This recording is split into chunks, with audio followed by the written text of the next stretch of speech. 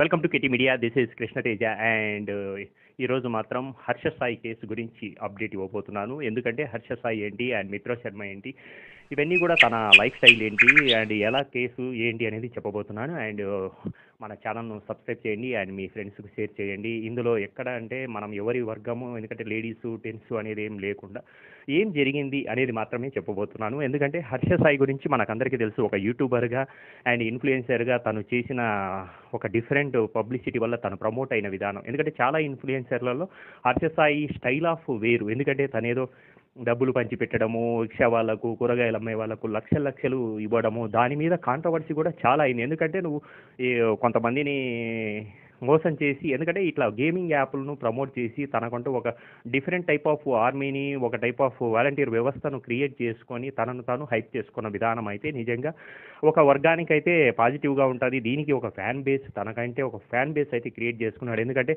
తను ఎంతో పెద్ద పెద్ద 5 స్టార్ హోటల్స్కు కామన్ మ్యాన్స్ని తీసుకెళ్లడం, ఇలాంటివన్నీ చేస్తూ తన టైప్ ఆఫ్ ఇన్ఫ్లుయెన్స్ను వాడుకుంటూ తను హైప్ అయిన విధానం మాత్రం నిజంగా చాలామంది యూట్యూబర్స్కు తను ఒక రోల్ మోడల్ లాగా ఫీల్ అయిపోయి తనకంటూ ఒక ఫ్యాన్ బేస్ అనేది ఏర్పడింది. కానీ ఇప్పుడు ఉన్నది తను ఆఫ్టర్ లాంగ్ బ్యాక్ తర్వాత తను హీరోగా కావాలనుకొని మెగా అనే ఒక మూవీని స్టార్ట్ చేశాడు. తనే రైటింగ్, తనే డైరెక్షన్ చేస్తూ. ఈలోపు మనకు హీరోయిన్గా మిత్ర శర్మ ఎవరంటే మనకు బిగ్ బాస్లో చాలా విధాలుగా బాగా ఆడి అక్కడ డబ్బులు సంపాదించి తను కూడా నిజంగా తన స్టైల్ ఆఫ్ కూడా తను కూడా ఎలివేట్ చేసిన విధానం, తన స్టైల్ ఆఫ్, ఎందుకంటే అమౌంట్ ఎక్కువ కానీ తన సేవలు, తన టైప్ ఆఫ్, ఇద్దరూ కలిసి ఒక హీరోయిన్గా ఒక సినిమా చేశారు. అంతవరకు బాగుంది. ఇదంతా కూడా బాగున్న తర్వాత ఇప్పుడు 2 years అయినా కానీ తనకు అప్డేట్స్ అనేది ఏదో ఒక ట్రైలర్ ఒకటి అయితే రిలీజ్ చేశారు. దాని తర్వాత చాలా వరకు దాని గురించి ఎవ్వరూ ఏది అప్డేట్ అనేదే లేదు. ఇప్పుడు ఈ కేసు ద్వారా మళ్ళా హర్ష సాయి వార్తల్లోకి వచ్చారు. అండ్ ఎందుకు ఏం చేశాడు అంటే కనుక ఏం లేదు, మిత్ర శర్మ కావచ్చు, ఎందుకంటే తన గురించి మనం డైరెక్ట్ చెప్పొచ్చు. ఎందుకంటే ఆల్రెడీ ఈ ఛానల్స్ కూడా వాళ్ళు ఆ ఫోటోలు మార్ఫింగ్ చేసినట్లు ఏదో అనుకొని వాళ్ళు ఏదో రివీల్ చేయలేదు అనుకుంటున్నారు, కానీ ఆల్రెడీ ఫొటోస్ అన్ని పెట్టారు, అన్నీ చేశారు. తనే వెళ్ళి కేసు ఏంటంటే నన్ను చీటింగ్ చేశాడు, 2 crores నేను బిగ్ బాస్లో సంపాదించిన డబ్బు నన్ను సినిమాలో హీరోయిన్ చేస్తానని చెప్పి ఇలా తీసుకున్నాడు.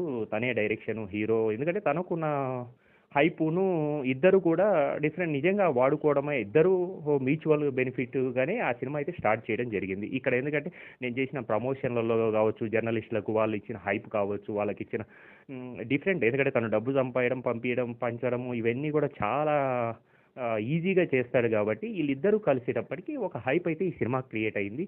అందులో ఒక కాంట్రవర్సీ, ఏంట్రా హీరో, ఏంట్రా ఇలా ఉంది అని ఒక ట్రైలర్ని అయితే అదేదో యానిమల్ గేమింగ్ యాప్ లాగా అది రిలీజ్ చేశాడు ఏంటని ఒక కాంట్రవర్సీ కూడా వచ్చింది. కానీ ఇప్పుడు వచ్చింది ఏంటంటే ఇప్పుడు ఆ 2 crores ఏదైతే ఉందో అది ఇవ్వడం లేదు, తనని చీట్ చేశాడు. అలాగే వాళ్ళిద్దరూ ఏంటంటే అది చీటింగ్ అనేది, రేప్ అనేది మాత్రం నిజంగా బ్లండర్. ఇది ఏమంటే ఏదో చీటింగ్ కేసు అంటే ఓకే వరకు, ఎందుకంటే వాళ్ళిద్దరూ ఇష్టపడి, ఎందుకంటే తనేమి మైనర్ కాదు, లేదా ఒక 13 years 10 years అమ్మాయి కాదు, తనకు ఇండస్ట్రీ గురించి తెలుసు. ఇద్దరు కలిసి చాలా వరకు ట్రావెల్ అయ్యారు, ట్రావెల్ అయిన రికార్డు కూడా ఉంది. అండ్ అయిన తర్వాత ఈ డబ్బు ఇష్యూస్ కావచ్చు, లేదా సినిమా రిలీజ్ ఇంకా కాకపోవడం విషయంలో కావచ్చు, తను నన్ను మోసం చేశాడు. ఎందుకంటే ఇండస్ట్రీలో డెఫినెట్గా ఉంటుంది, ఎందుకంటే జస్ట్ క్యాజువల్ మోసాలే ఇలాంటివే ఉంటాయి, నిన్ను హీరోయిన్గా చేస్తాను. కానీ అలాంటిది అన్నీ తెలిసి మిత్ర శర్మ తనకు 2 crores ఇచ్చింది అంటే కనుక ఇద్దరు బెనిఫిట్ పర్పసే, వాళ్ళిద్దరూ ఉన్న ఫ్రెండ్షిప్ బాండింగ్ కావచ్చు, అది లవ్ బాండ్ కావచ్చు, వాళ్ళిద్దరూ ఎలివేట్ అవుతామన్న కాన్సెప్ట్లో వాళ్ళు అయితే అమౌంట్ పెట్టి సినిమా చేశారు. కానీ అక్కడి వరకు ఓకే. కానీ తను ఆ న్యూడ్ వీడియోస్ అమ్మాయితో ఉన్నవి లేదా వాళ్ళ ఫ్రెండ్స్తో ఉన్నటివి ఏవైతే ఉన్నాయో అవి రిలీజ్ చేసి నన్ను బ్లాక్మెయిల్ చేస్తున్నాడు అనేది మాత్రం తప్పు నిజంగా. ఎందుకంటే హర్ష సాయి నిజంగా ఫేక్గా తను ప్రమోట్ చేసుకున్న విధానం మాత్రం అందరికీ తెలుసు. ఎందుకంటే గేమింగ్ యాప్ల ద్వారా వాడు ఒకరికి సేవ చేస్తే ఎన్ని లక్షల మంది, కోట్ల మంది, వేల మంది కూడా ఆ యాప్ల బారిన పడి వాళ్ళ జీవితాల్లో, ఎందుకంటే ఆటో డ్రైవర్స్ వాళ్ళు రోజు 1000 రూపాయలు సంపాదించేది ఆటో డ్రైవర్, వాడు గేమింగ్ యాప్లలో వెళ్ళి ఏదో నెలంతా కష్టపడి ఒక 10,000 కూడబెట్టుకుంటే లక్షల్లో అప్పులు చేసి మరీ గేమ్స్ ఆడి అడిక్ట్ అయ్యి వాళ్ళ జీవితాలను నాశనం చేసుకున్నారు అనేది కూడా ఇక్కడ జరిగింది. అందుకనే ఈ ఇష్యూ మీద ఎవరిది తప్పు ఎవరిది రాంగ్ అనేది కాకుండా ఇప్పుడు నార్సింగ్ పోలీస్ పరిధిలోనే ఉంది. ఎందుకంటే జానీ మాస్టర్ ఒక నేషనల్ అవార్డు వాడు విన్నర్కే ఇలాంటివి కేసులో తప్పలేదు. ఆఫ్టర్ ఆల్ యూట్యూబర్ ఏదో ఇన్ఫ్లుయెన్స్ అవుతానే ఫ్యాన్స్ వచ్చేస్తూనే వాళ్ళకి ఏదో కిరీటాలు పెడతాయని అనుకోకుండా ఒక యూట్యూబర్ వాళ్ళ లైఫ్ స్టైల్ను ఎయిమ్ చేయడానికి మాత్రమే అది ఉపయోగపడితే బాగుంటుంది. అంతకు మించి వాళ్ళు ఎక్కువ ఎక్స్పెక్ట్ చేసి మేమేదో అయిపోయాము మెగాస్టార్, మెగా అని సినిమా టైటిల్ పెడతానే మెగాస్టార్లు అంటే వాళ్ళు కష్టంతో వాళ్ళ శ్రమతో పైకొచ్చిన వాళ్ళు, ఇలా ఇన్ఫ్లుయెన్స్ చేసి వచ్చిన వాళ్ళు కాదు.